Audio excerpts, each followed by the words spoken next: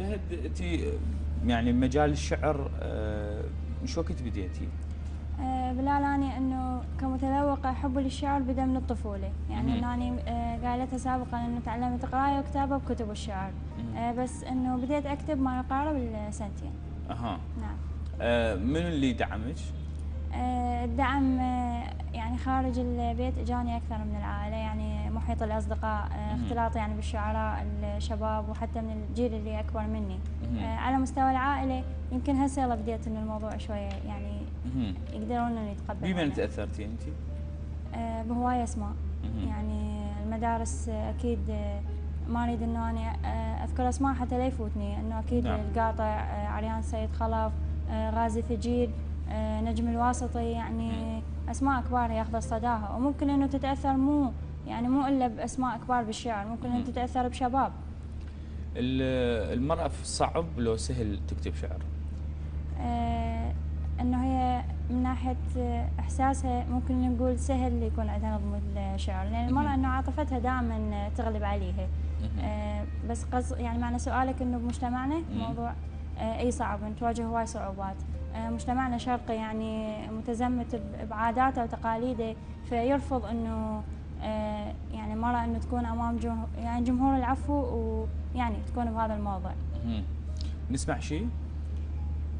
قلوا له راحت ما ترد، وهناك جاساها البرد، قلوا له مرت من درب يوم انجمعكم بالهوى، خالي الدرب لن شافته ومهجورة شمات الورد، يا حيف سكين الغدر شق الجرح زاد جرح، حنظل خلطته ويا الملح،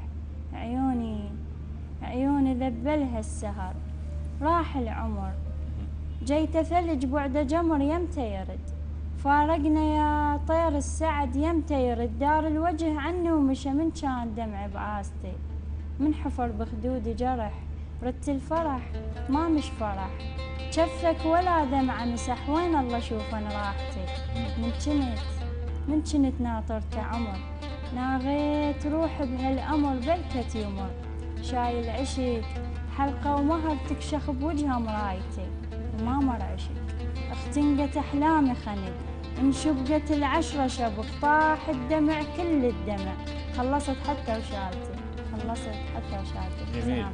جميل. هنا الشعر اليوم شباب موجودين كثيرين، بس اسماء البنات قليله. يعني احنا حكينا قبل دقائق يعني بهذا الموضوع، انه قلت لك انه مجتمعنا يرفض يعني بس يعني بس مشكله المجتمع؟ لو هو تقريبا، لا التوجه. تقريبا يعني مرات انه احنا تشوف، طبعا انا هواي اعرف يعني عندي صديقات ويمكن هم باعمار صغيره يعني كتابتهم يعني انه قصيده بوعدها متكامله، بس يا اما انه موضوع رفض الاهل ظهورها الاعلامي، يا اما هي تواجه صعوبات بحياتها، تلقى انه مثلا امراه متزوجه وامراه صاحبه عمل، فما تقدر تتفرغ الموضوع انه تشتغل على نفسها بحيث توصل لفد مرحله. جميل. وين تريدين توصلين انت؟ أنا بالنسبة لي يعني أحكيها ما أعرف، يمكن هي تنحسب نقطة سلبية علي، بس أي هدف من الشعر غير التسلية يعني هذا الجو الحلو اللي يخليك بيه أنا ما عندي. يعني ممكن إنه أوكي أنت تكتب اطلع لك بقصيدتين ثلاثة كاتبها بإحساسك وتوصل للناس وتعبر عن اللي بداخلك، أنا برأيي أفضل من إنه تكتب لك ديوان الغرض تجاري. زين. مهرجانات تحضرين؟ نعم. شلون يكون المهرجان، صدى المهرجان او قصيده المهرجان شلون تكون مختلفه؟ يعني اكيد انه بلال اجواء المهرجان تختلف، بس انا برايي انه اشوفها انه احلى، لان تخليك قريب يعني بتماس مباشر ويا الجمهور، تنطيك دافع اكبر انه تبدع، يعني المنصه لها هيبتها، فاكيد انه يعني تختلف القصيده اللي بالمهرجان عن القصيده المكتوبه لموضوع اخر؟ اي نعم، تكون يعني ذات حده اقوى، يعني انه حتى بطبيعه صياغتها بمفرداتها قصيده المنصه اقوى، ودائما يعني انه تلقى المهرجانات غالبا ما تكون مهرجانات يا اما يعني حشد او جيش او يعني المواضيع الانسانيه، يعني قليل الوجدان يعني يكون بالمهرجان. جميل. جميل. اكثر قصائد تكتبيها شنو نوعها؟ انا بالنسبه لي اكتب اشياء يعني تعبر عن اللي بداخلي، يعني انه من اكتب القصيده ما بالبدايه ما اخلي ببالي فد طريق معين أو فد وزن معين أو فد موضوع، لا مجرد إنه ألقى كلمات ببالي أترجمها وألقاها صايرة قصة. كلها مواقف؟ تقريبا إيه، أغلب قصايدي لها مواقف. نسمع شيء بعد. قابلنا ردنا غيلك عتب بالروح، سوالف مالحة وهاك اخذ العتاب، رجعني لهديك كانت تفوح محنة وشوق لو مرت على احباب.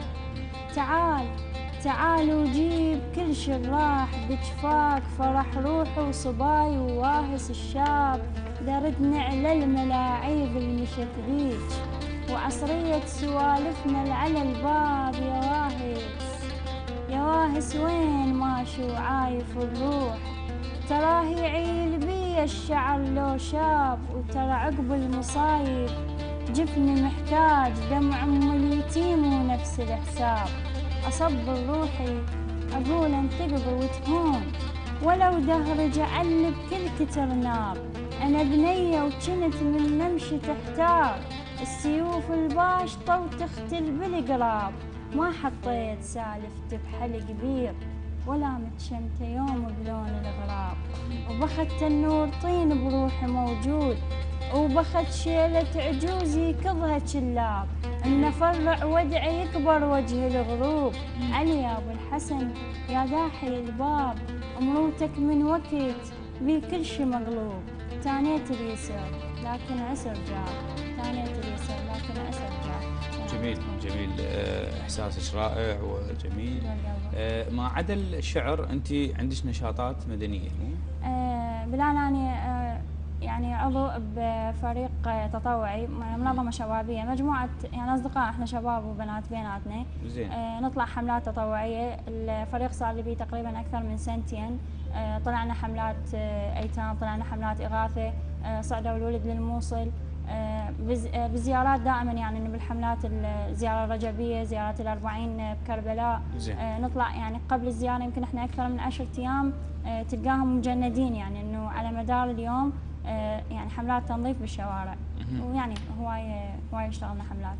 جميل، أنا سعيد بيك اليوم، ولو أنت اليوم جيتي متأخرة. أي فعلا ظروف الطريق أكيد كلنا نعرفها. أشكرك على اليوم جيتك، وأتمنى لك كل التوفيق، وإن شاء الله نستضيفك في أوقات أخرى وتحملين نجاحات أكثر. شكرا جزيلا لك. شكرا لك. المشاهدين. إذن مشاهدينا مستمرين بآخر دقائق من برنامج هذا الصباح، ونرجع لكم بعد الفاصل.